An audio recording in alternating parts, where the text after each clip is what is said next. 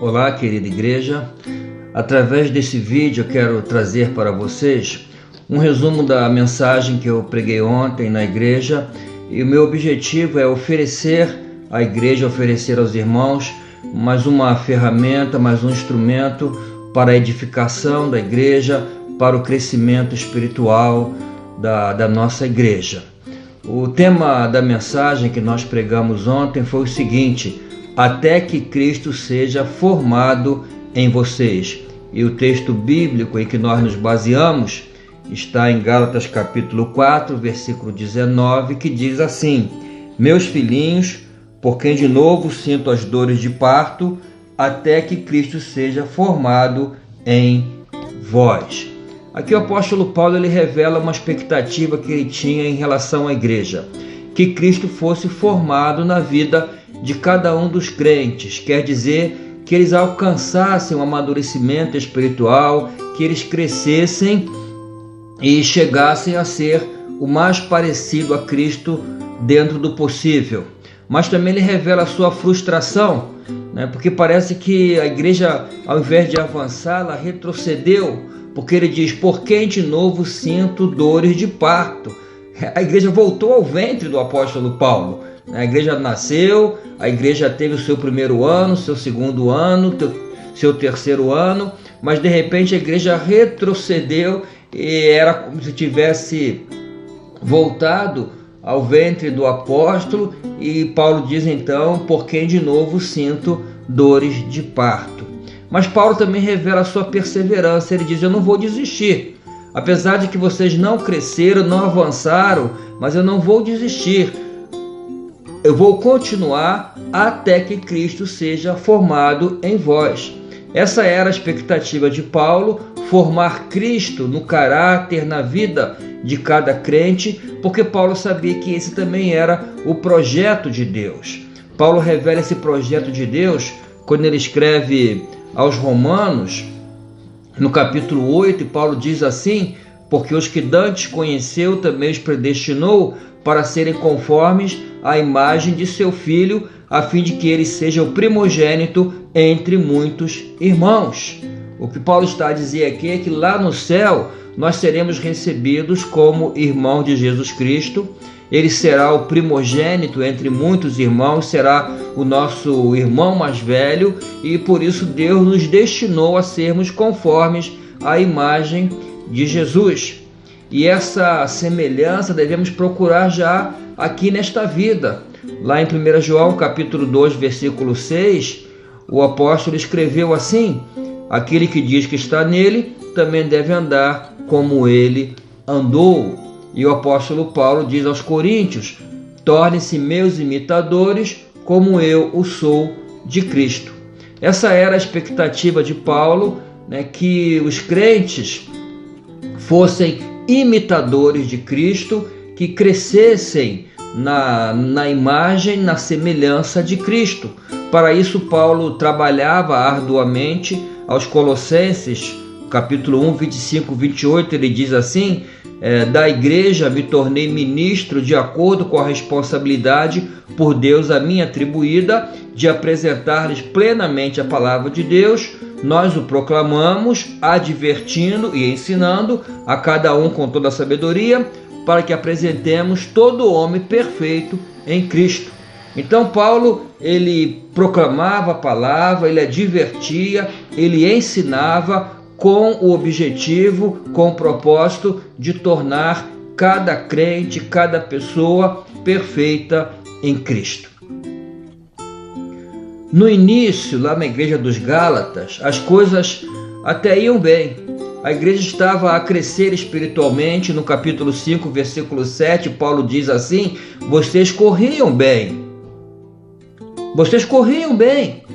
Quem os impediu de continuar obedecendo à verdade? Eles corriam bem, mas de repente houve um processo de paralisação. Eles pararam. Eles não continuaram a seguir a verdade, não continuaram a crescer. Qual foi o problema? O problema foi que eles adotaram um falso evangelho. Eles abandonaram o ensino de Paulo, eles abandonaram o evangelho pregado por Paulo para seguir um falso evangelho que dizia que a fé somente em Jesus não era suficiente para a salvação, que eles precisavam acrescentar à fé também algumas obras religiosas. E Paulo denuncia esse problema no capítulo 1, versículos 6 e 7, quando ele diz assim: admiro-me de que vocês estejam abandonando tão rapidamente aquele que os chamou pela graça de Cristo para seguir outro evangelho, que na realidade não é o evangelho. Se nós abandonamos o verdadeiro evangelho, o evangelho pregado pelos apóstolos, o evangelho que encontramos no Novo Testamento, para seguir evangelhos falsos, falsas doutrinas, falsos ensinos, nós vamos estancar na fé, vamos estancar no nosso crescimento, vamos paralisar e o crente não vai amadurecer. No caso dos Gálatas, estavam a seguir o falso evangelho da salvação por obras, mas também há outros falsos evangelhos que as pessoas estão a seguir e que estão a impedir o seu crescimento espiritual, o seu amadurecimento. Por exemplo, o evangelho da prosperidade. Na época de Jesus já havia pessoas a seguir esse evangelho. É aquele evangelho que diz: vem para Jesus e a sua vida vai melhorar, vem para Jesus que você vai prosperar materialmente, economicamente. Então as pessoas procuram a Jesus para melhorar de vida, para ter bênção, sucesso na sua vida financeira. Por exemplo, quando Jesus multiplicou os pães e os peixes e alimentou uma multidão, naquela ocasião ele podia organizar tranquilamente uma igreja com 5.000 membros, só que seriam 5.000 membros interessados na prosperidade. Iam buscar a Jesus pelo que podiam receber de Jesus, mas não pelo que Jesus era. E Jesus ele detectou perfeitamente esse problema, porque no dia seguinte da multiplicação dos pães e dos peixes, essas pessoas foram buscar a Jesus, e Jesus conhecia o coração delas, então lhes disse: na verdade vos digo que me buscais não pelos sinais que vistes, mas porque comestes do pão e vos saciastes. E em seguida Jesus lhes disse: trabalhai não pela comida que perece, mas pela comida que permanece para a vida eterna, a qual o Filho do Homem vos dará, porque a este o Pai, Deus, o selou.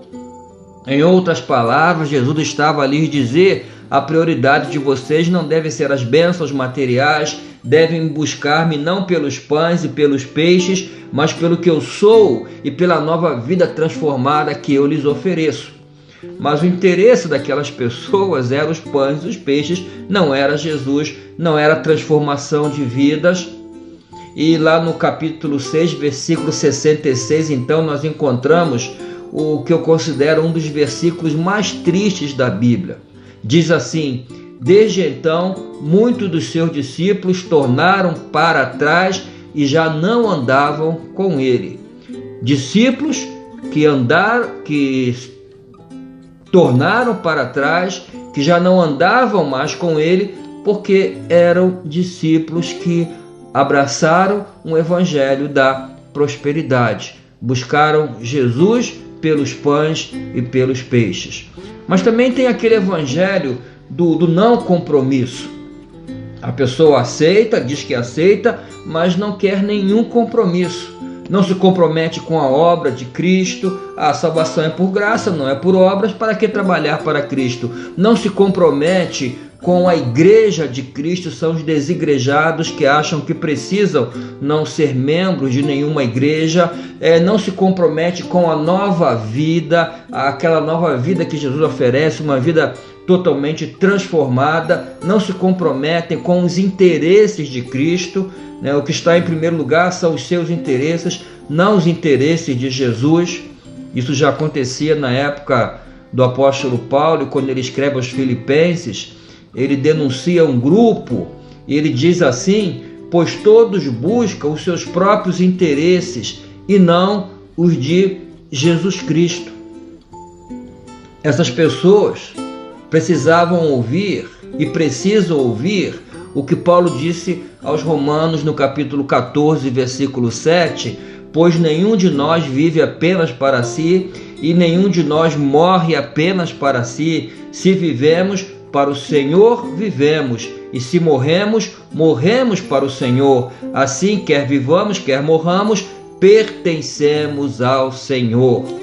Esse é o verdadeiro evangelho que devemos aceitar e praticar. Nós somos do Senhor e aqui estamos para fazer a vontade do Senhor. O seguimos não pelos pães e peixes, mas porque o amamos e queremos compromisso com Ele, com a nova vida que Ele nos oferece, com a obra que Ele nos deu para realizar, compromisso com os interesses de Cristo. Então tenhamos cuidado para não estarmos a seguir um falso evangelho que não transforma nossas vidas e não nos compromete com a obra e os interesses de Cristo. Devemos adotar o evangelho verdadeiro pregado e praticado pelos apóstolos até que Cristo seja formado em vós.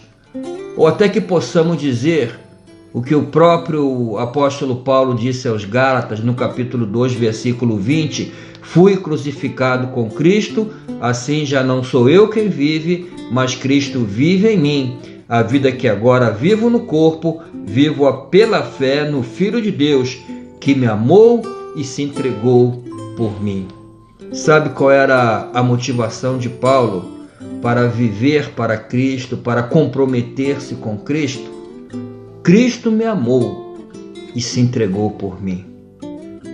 Meu querido irmão, minha querida irmã, que seja essa também a sua motivação para abraçar o verdadeiro evangelho de Cristo.